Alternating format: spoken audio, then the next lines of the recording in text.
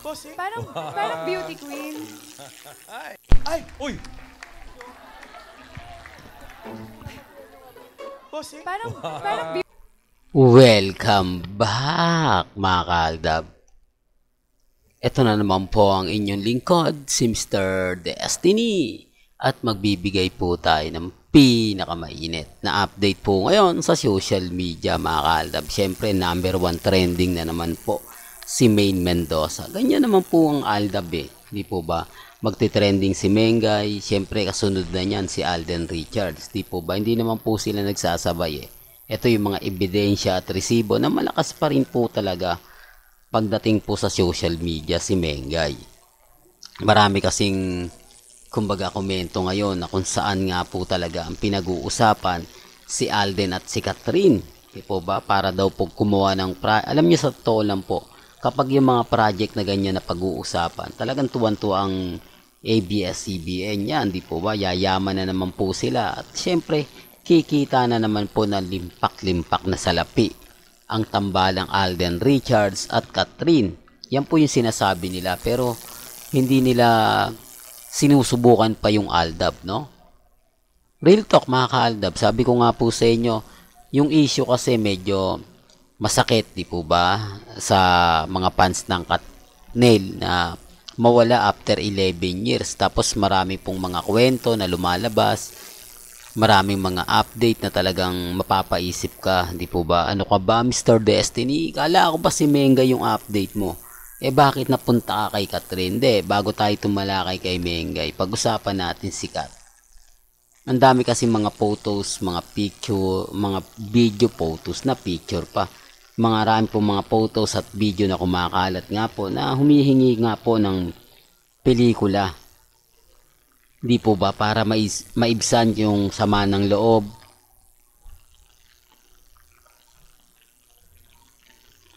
na mga fans ng Katnel. Di po ba wala na silang choice kasi kumbaga nag-react na yung dalawa Hindi naman pwede nilang ipagpilitan pa. Di po ba? Ano, baka sinasabi nila bakit yung Aldab kahit na ano. Iba po kasi kami. Ang laki po talaga ng pagkakaiba. Hindi nyo po pwedeng ikumpara. Para lang alam po ninyo, para lang klaro. Kasi yung Aldab naman po wala namang statement na nilabas.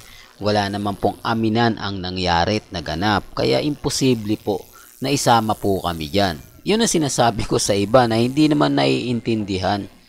Hindi po ba? Yun dyan din talagang kumbaga nawala dahil nga po breakup.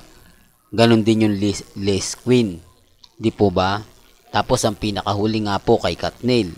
11 years kung titignan mo na magkarelasyon. Samantalang ang Aldab, kung titignan nyo, ilang years lang, di po ba? Pero ang kagandahan naman po talaga, hindi nga po sila umamin.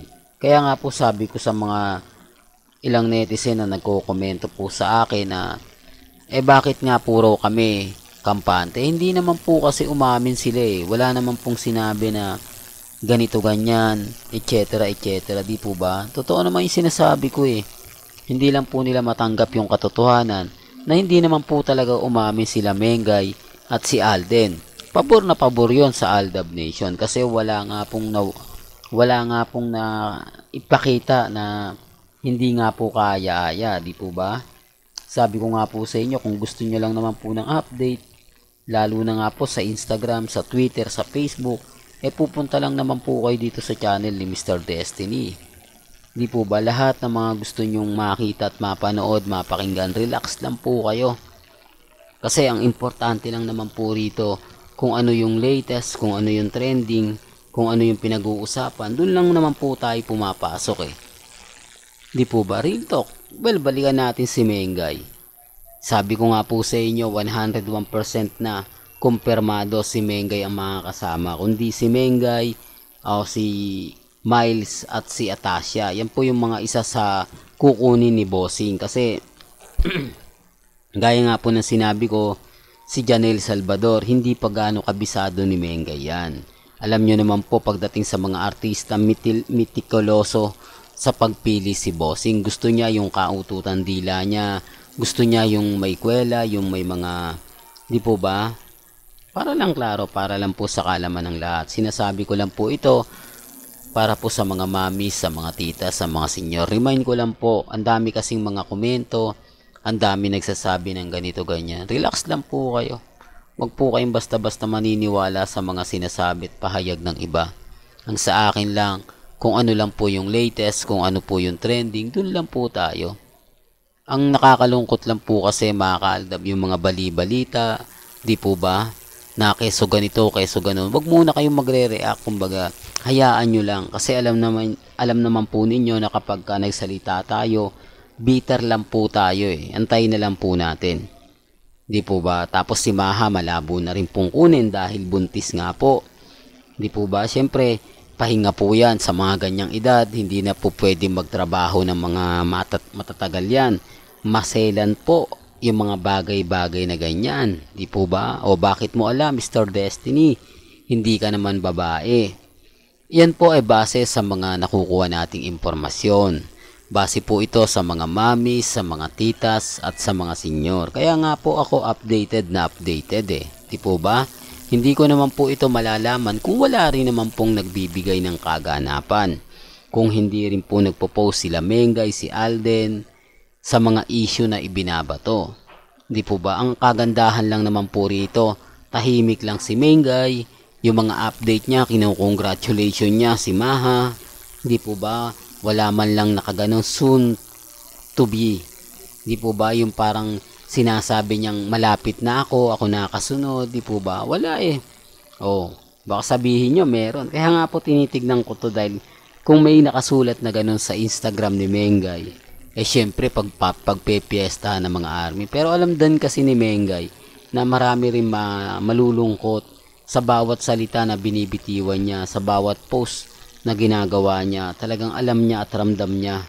Di po ba? Dahil si Alden Richards ang nagmimistulang tulay para po sa Aldab. Di po ba? Siya yung nakakausap, siya yung kumbaga masasabi natin na talagang alam niyo na mga ka-Aldab. Alam niyo po ngayon, sa init po ng issue, sa hiwalayan, maraming nag-react po niya na, nako Mr. Destiny, hula ko yan, magkakabalikan din yan. Parang ano lang yan, merong comeback movie yan, na ginagamit lang nila yung mga fans para sila yung maging maingay, para sila yung maging trending. Di po ba? Kasi ang trending naman po talaga ngayon si Alden Richards, si Heaven, at si Sharon Cuneta. Sila po yung maingay na pinag-uusapan dahil may mga pelikula nga po na ginagawa. Tapos nagbigay pa po ng konting pahayag si Heaven na talagang kakaabang-abang. Hindi po ba? Yung tipong, maganda yung sinabi ni Heaven na talagang suspense thriller na parang The Road ang eksena na mapapanood nga po sa Out of Order. Na kung saan si Alden Richards nga po yung makakatambal niya. Di po ba? Na kahit konti lang po yung mga sinasabi ni Heaven dahil bawal nga po. Kumbaga magantay-antay na lang, pero bakit alam na po natin yung title? Sa bagay may mga bagay-bagay na po pwede pang baguhin yan. Di po ba? Sabi ko nga po sa inyo, mas maaga, mas maganda. Tapos kay Sharon Cuneta at kay Alden, medyo mabigat nga po ito eh. Di po ba? Sabi ko nga po sa inyo, maraming mga artista ang gusto nga po makasali sa Metro Manila Film Festival. Dito po kasi malalaman kung mahusay talaga silang aktor o hindi. Kung magiging best actor, best supporting actor, o kaya best actress o best supporting actress. Depende po yan sa kalalabasan, di po ba? Sabi ko nga po sa inyo, maraming mga hurado na talagang titingin at susuri sa bawat eksena. Depende na lang yan kung sino nga po ba talaga magwawagi. Mabibigat din ang kalaban ni Sharon Cuneta at syempre ni Alden Richards. Real talk to mga ka-Aldab.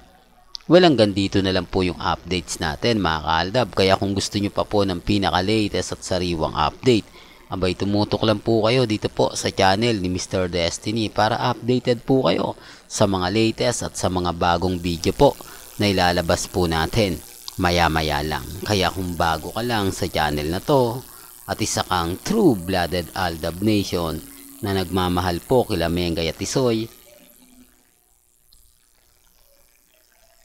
tama po ang channel na pinuntahan mo, kaya consider na po kitang bagong subscriber. At huwag mong kalimutang i-share ang mga video po natin sa mga mami, sa mga titas, at sa mga senyor.